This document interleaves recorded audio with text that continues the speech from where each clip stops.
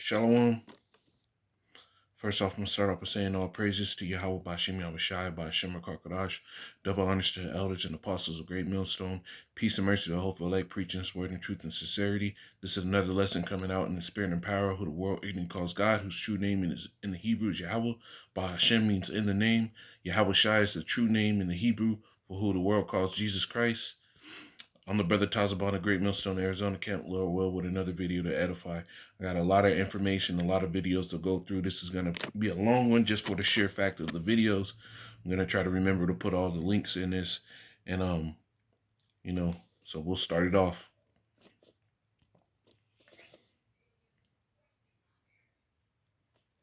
We'll go to this one first.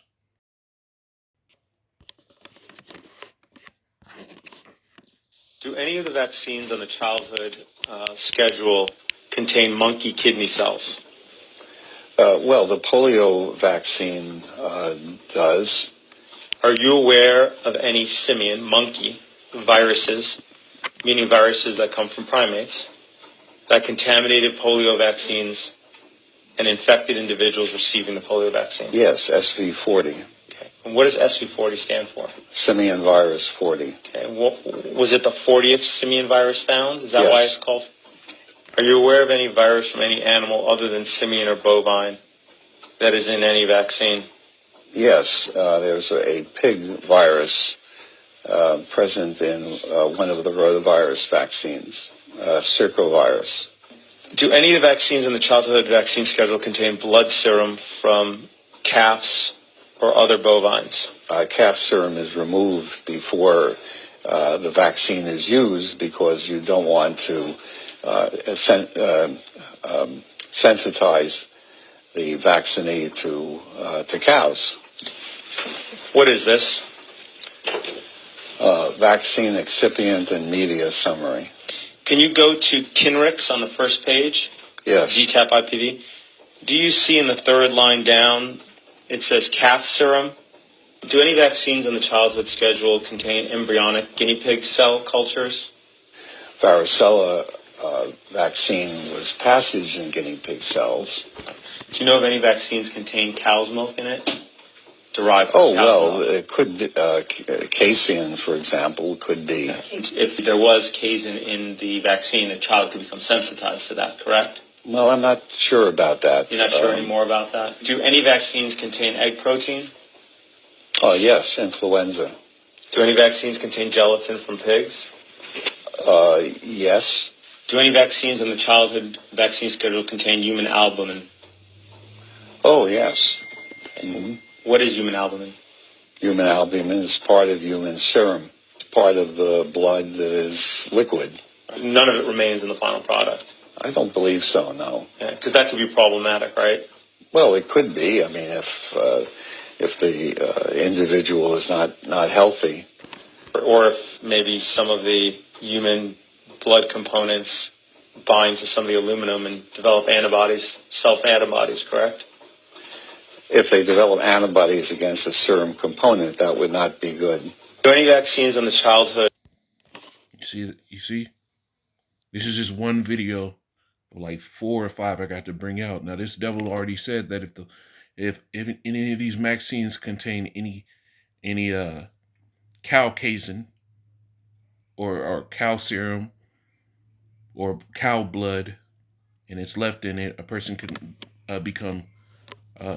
create antibodies against any cow product and become sensitized. This is why a lot of people are lactose intolerant now. So then he asked him a follow-up question saying, do any of these vaccines contain any human albumin, which is blood or serum, especially fetal tissue? And he goes on to say that the fetal tissue has been used for this.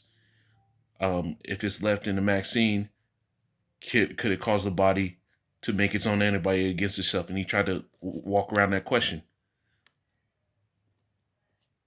So I'm going to get one precept and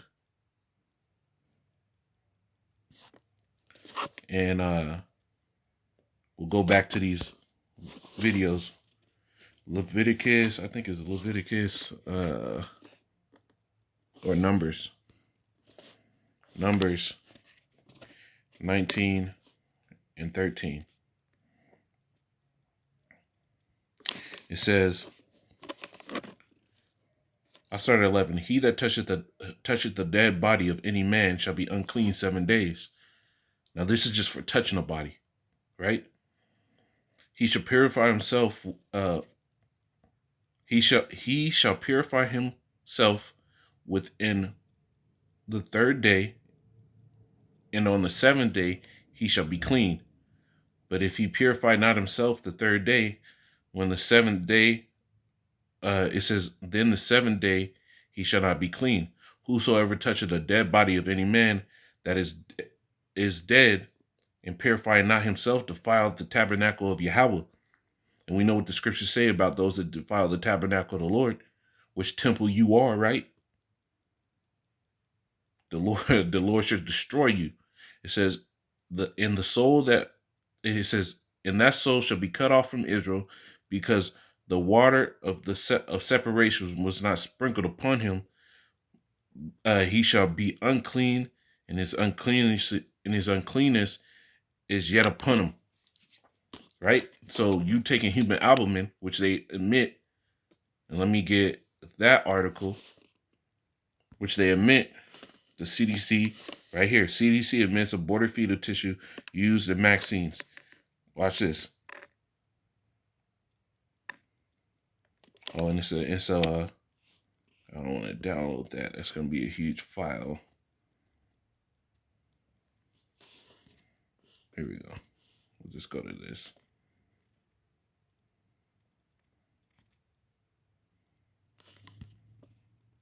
If this one will work.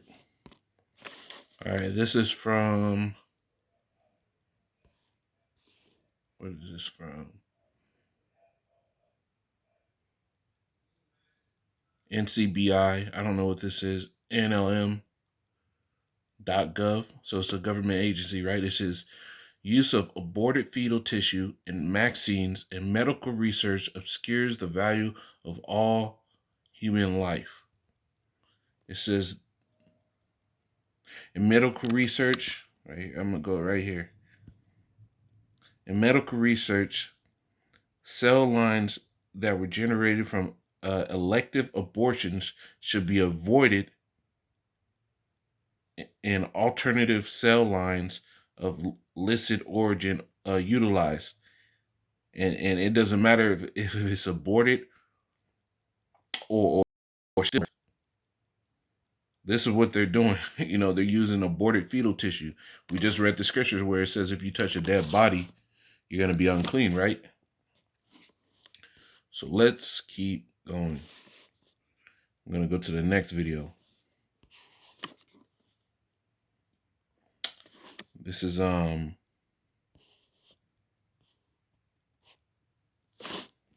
me look this up real quick.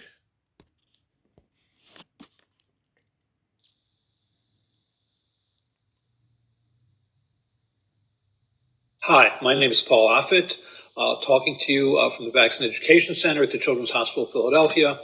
It looks like that regarding vaccines that are going to be directed against the disease COVID-19, probably the first couple that come out are going to be so-called mRNA vaccines, which just stands for messenger RNA.